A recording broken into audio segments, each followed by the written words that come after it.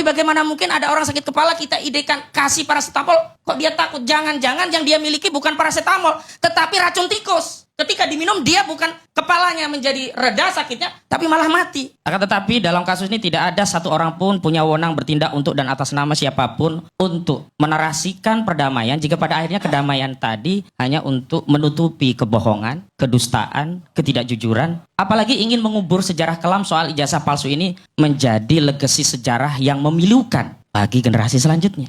Kalau itu soal utang piutang, udahlah cincai, gak apa-apa. Udahlah utang lu saya lunasi, udah kita anggap gak ada udang, selesai. Gak ada masalah. Tapi ini bukan soal ansih perkara private antara dua orang. Nah, ini perkara kenegarawanan karena ijazah itu bukanlah milik orang biasa, tetapi seorang yang menjabat presiden 2 periode, bahkan menjadi kepala daerah 2 daerah. Dan karena jabatan itulah kebijakan-kebijakan itu masih kita rasakan sampai hari ini. Misalnya, pilu sekali Bang Karni saya mendengar kabar ada otoritas negara dalam negara mewujud dalam satu bandara tanpa ada negara yang mengontrolnya. Dan ini tidak mungkin terjadi di era Prabowo Subianto hari ini. Ini bagian dari legasi kebijakan dari seseorang yang mustahil menjadi presiden kalau dia tidak punya ijazah. Dan saya juga ingin menghimbau kepada segenap pihak untuk bisa meluaskan perspektif pandangan soal advokasi, tidak ansih soal litigasi. Kami mendapat mandat dari Pak Roy Suryo dan kawan-kawan itu baik bertindak di dalam pengadilan maupun di luar pengadilan. Makanya di kami itu ada 2 divisi, Bang Karni. Divisi litigasi itu koordinatornya Bang Petrus Celestinos. Kebetulan saya yang diamanahi sebagai koordinator non litigasi. Sehingga soal damai itu sebenarnya bukan baru pertama kali disuarakan oleh Saudara Faisal Assegaf. Bahkan sejak sebelum laporan pun Saudara Joko Widodo berusaha mengintimidasi anak dari bangsa ini, bagian dari warga negara, untuk mencari kebenaran tentang pertanyaan-pertanyaan yang selama ini menjadi soalan publik, yang itu sudah memangsa 2 anak bangsa, Bambang Tri dan Gus Dur. Tapi itu tidak dibungkam. Misalnya somasi sudah dilayangkan kuasa hukum Joko Widodo untuk diam. Tapi apakah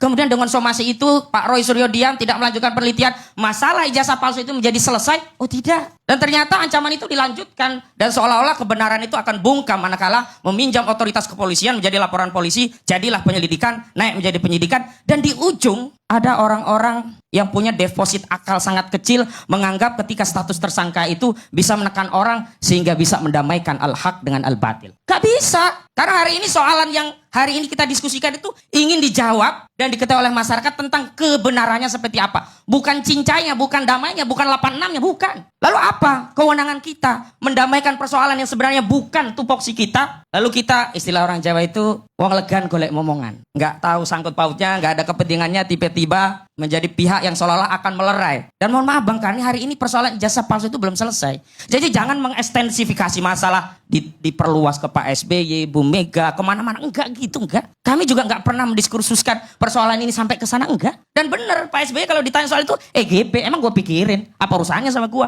Demokrat juga nggak ada urusannya, wong selama ini Demokrat juga sudah membantah gitu. Justru narasi yang diperluas, ekstensifikasi masalah ini, alih-alih mendamaikan suhu anak bangsa yang sudah mengkerucut pada soalan pembuktian ijazah menjadi melebar kembali. Soal ada masalah-masalah implisit dalam persoalan ijazah palsu. Padahal persoalannya hanya eksplisit soal ijazah palsu. Lalu saya ingin tegaskan lagi, kalau kita memang meyakini Indonesia adalah negara hukum, yang memang mau tidak mau hukum itulah yang akan menjadi penengah atas perselisihan anak bangsa. Dan mohon maaf, hari ini bukan kemudian dengan mediasi itu Pak Roy di dalam sebuah kamar private, ya gelap, lalu ada senter, Saudara Joko Widodo membawa ijazahnya, senter itu dinyalakan, Pak Roy kemudian suruh melihat, Mas Roy ini ya asli ya, sudah selesai gitu. Lalu bagaimana dengan pembersamaan rakyat? Mohon maaf, ini bukan soal Pak Roy datang ke polisi dan seterusnya, ini persoalan publik. Bayangkan, kami mendapatkan apresiasi yang luar biasa dari advokasi ini, dan dalam setiap pemeriksaan Pak Roy Suryo itu selalu ada aktivis emak-emak yang membersamai tanpa dibayar. Artinya apa? Mereka mengasosiasi bahwa masalah ini bukan ansih masalah Roy Suryo, bukan. Ini masalah ketatanegaraan kebangsaan kita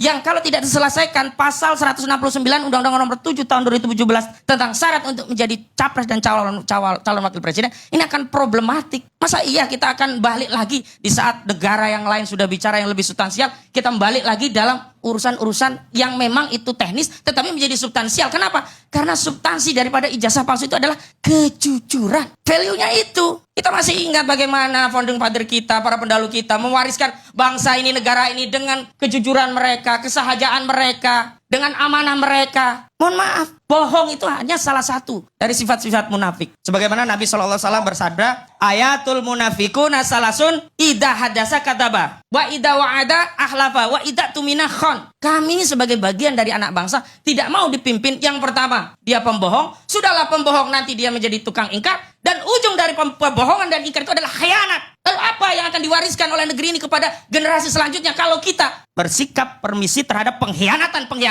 yang itu ada pada era kita, Bang Karni? Saya tergerak, Pak Roy. Saya nggak dibayar ya, Pak Roy.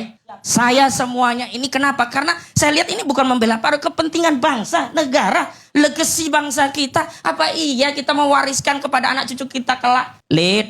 Wahai anakku cucuku, bien dahulu kala itu kita punya presiden, ijazahnya tertuduh palsu. Kan harus dikelirkan ini. Dan ini juga kepentingan dari Pak Joko Widodo. Bukan hanya kepentingan Roy Suryo dan kawan-kawan. Lanjut, sebenarnya ada jalan yang paling mudah, sederhana, dan itu bisa sampai pada tujuan untuk melerai kekisruhan ini. Kalau memang tujuannya demikian. Yakni soal menunjukkan ijazah itu ke depan publik. Tapi kemudian ada argumentasi yang berliku-liku. Misalnya ditunjukkan pun, ya belum tentu selesai. Saya beri analogi sederhana. Kita sakit kepala, semua orang setuju kita minum paracetamol. Memang nggak langsung sembuh, tapi setidaknya akan meredakan sakit kepala itu. Tapi bagaimana mungkin ada orang sakit kepala kita idekan kasih paracetamol, kok dia takut? Jangan-jangan yang dia miliki bukan paracetamol, tetapi racun tikus. Ketika diminum dia bukan kepalanya menjadi reda sakitnya, tapi malah mati. Karena itu apakah ketakutan untuk menunjukkan ijazah itu? Memang karena ijazah itu palsu. Sehingga ketika ditunjukkan alih-alih melerai, jadi malah, kamu ketahuan ijazah palsu.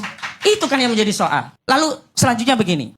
Saya sangat prihatin, lembaga sekelas Komisi Reformasi Polri belum bicara tentang task force-nya apa, evaluasinya apa, restranya misalnya tentang SDM Polri, institusi, kelembagaan, kinerja, hubungan, koordinasi dengan lembaga lainnya. Kok tiba-tiba masuk ke ranah yang hari ini sedang berjalan secara proses hukum? Apa kurang kerjaan gitu loh? Apakah di Republik ini nggak ada masalah lain yang bisa diurusi kecuali ijazah palsu? Janganlah begitu. Rakyat kita ini melihat semua. Kita masing-masing sejatinya Pak Karni, di Republik ini kita sedang menuliskan legasi kita masing-masing. Dan itu bukan hanya diwariskan kepada anak cucu kita, kepada generasi selanjutnya. Dan saya terus terang tidak ridho kalau negeri ini kemudian permisif dengan berbagai kebohongan, sehingga tidak akan ada keyakinan untuk bersinergi antara elemen anak bangsa. Karena dalam sikap batinnya ada praduga, jangan-jangan saya dibohongi, jangan-jangan saya ditipu, jangan-jangan dia hanya ngomong doang, setelah itu ternyata dia bermain. Kan susah kita membangun negeri kalau dipenuhi dengan kedustaan, kebohongan,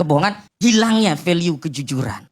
Satu kali lagi, Bang Karni, siapa sih yang tidak ingin menyelesaikan masalah? Tetapi kita harus berpikir, mendiagnosa masalah, dan penyelesaian masalah itu tuntas. Bukan dengan mendamaikan al-haq dengan kebatilan, dianggap itu penyelesaian, yang akhirnya kita tidak menyelesaikan masalah, tetapi mewariskan masalah ini kepada generasi selanjutnya. Demikian, makasih Bang Ari.